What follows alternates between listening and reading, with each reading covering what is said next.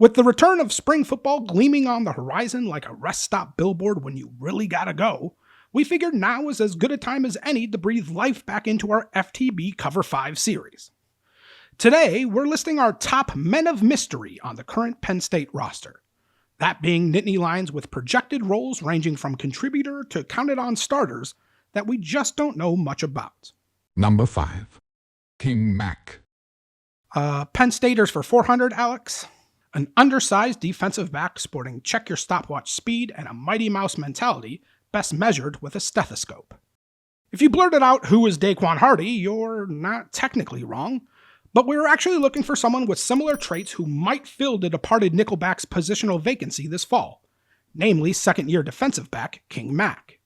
A tippy-toed 5'10" prospect out of South Florida who captured state track titles in the 100 meters and the 400 meters, King burned his redshirt in 2023 by appearing in 7 contests and racking up 70 total defensive snaps exclusively at boundary safety.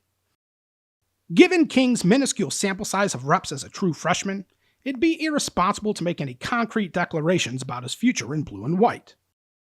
What we can do, though, is throw out a few semi-informed assumptions. On tape, King flashed a willingness to trigger downhill and fill big boy gaps in the run game.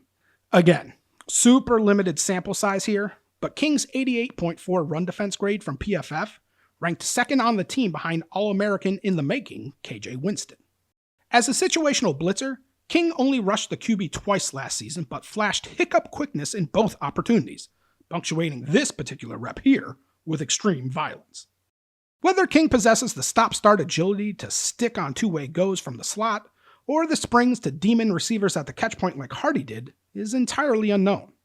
His freakish athletic profile suggests he can, but considering these worthless coverage clips are all we got, it's impossible to verify. Number 4. Nolan Ruchi. After an unneeded 700-mile detour, Penn State legacy Nolan Ruchi finally found his way to Happy Valley. Arriving via the transfer portal as a familiar name and face, yes, but an on-field unknown at a position of need for the Nittany Lions. Over the course of 3 mostly uneventful seasons at Wisconsin, Ruchi registered cameos in just 5 games at left tackle, falling well short of the 5-star fanfare that followed him to Madison out of high school. Fortunately for us, although not so fortunate for the injured starter he replaced, Ruchi doubled his career reps from scrimmage from 35 to 70 this past New Year's Day in the second half of the game formerly known as the Outback Bowl, giving us a decent-sized serving of snaps against a quality opponent to evaluate. The immediate thing that stands out on tape is that for a guy who chose a program known for pushing forward and incessantly mauling dudes in the run game, Ruchi is really refined as a pass protector, entirely comfortable kicking out and sliding laterally and backwards. Fluidity of movement, speed to reach proper depths without compromising balance, rare athleticism to handle speed rushers and occasionally bury them. It's all there. As you might expect, LSU flung the kitchen sink at the newbie, and Ruchi passed the test with flying colors. Our favorite rep of Ruchi's just so happens to be his most impressive. This linebacker blitz pickup off the edge. If you're wondering, number 4 in purple and gold there, who Ruchi turned into fertilizer, yeah, that's 2-time All-SEC standout Harold Perkins Jr. Standing 6 foot 8 inches tall, Ruchi possesses NFL-ready length, although his striking and pass protection and hand placement in the run game isn't always consistent. At that height, leverage and pad level are also recurring issues, and his grip strength remains a work in progress. And I don't know if it's an optical illusion because he's so freaking tall, but it feels like Ruchi isn't fully filled out yet, specifically his lower half. So don't be shocked if he shows up reshaped after spending a few months in Chuck Losey's lab. Number 3. Andrew Rappleyea. 31 snaps over 3 games, 0 receptions, 0 targets, 3 total passing routes run. Despite the signing day hype and natural but largely unfair comparisons to former Nittany Lion great Pat Freiermuth, Penn State tight end Andrew Rappleyea somewhat surprisingly retained a season of on-field eligibility during his first year in Happy Valley. Now, though, with Theo Johnson off to the NFL and incoming 5-star tight end Luke Reynolds showing up multiple meals shy of carrying the needed mass to handle the rigors of Big Ten football, Rappleyea should be an ace that's finally pulled from the sleeve of new offensive coordinator Andy Kotelnicki this season. As far as what to expect from Rappleyea, Again, we repeat, he wasn't targeted in 2023. So, left with no better option, we're forced to regurgitate superlatives from Rappelyea's recruiting profile, while we cover up this audio with grainy, occasionally out-of-focus footage from 2022 and 2021. Sorry. During his final 2 seasons in high school, Rappleyea snatched 44 receptions for 969 yards and 10 touchdowns, displaying nuanced, mature route-running tendencies rarely seen out of prospects at this early stage of development. Rappleyea is a smooth, natural pass catcher with the ability to utilize his athleticism and expansive catch radius when balls aren't perfectly placed.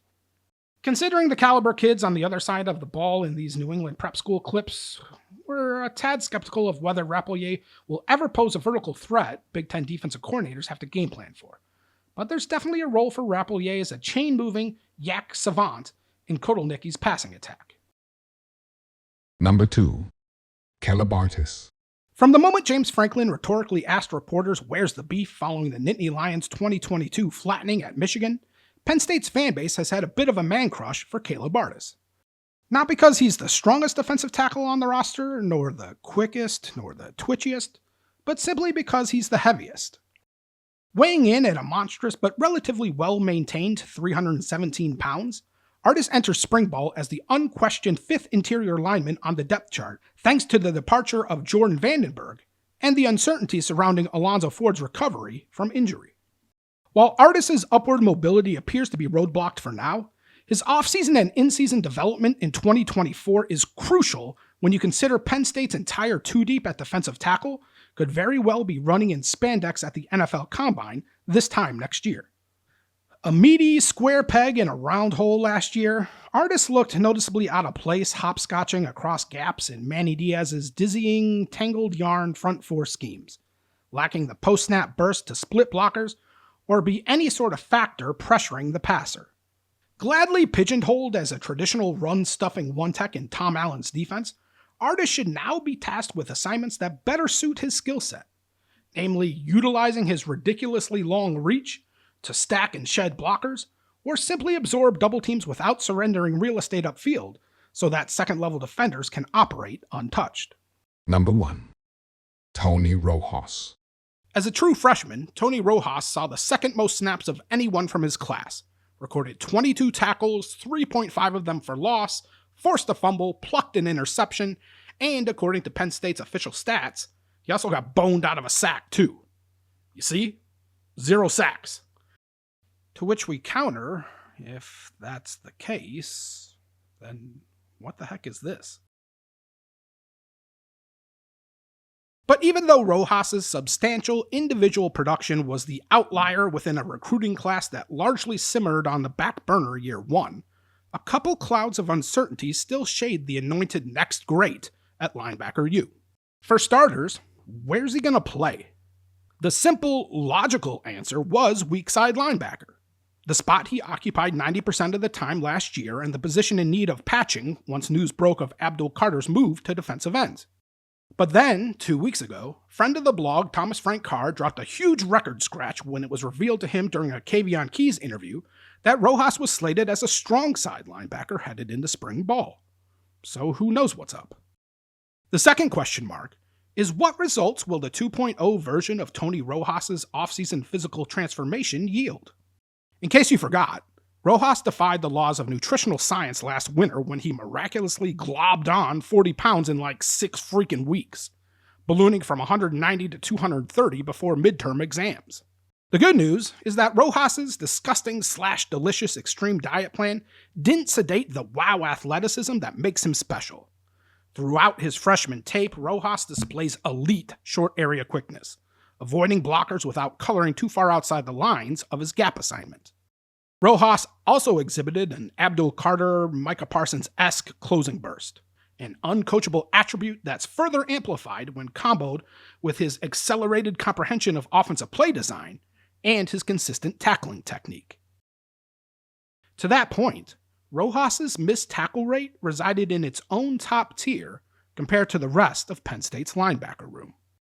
The bad news is that bigger doesn't always mean stronger.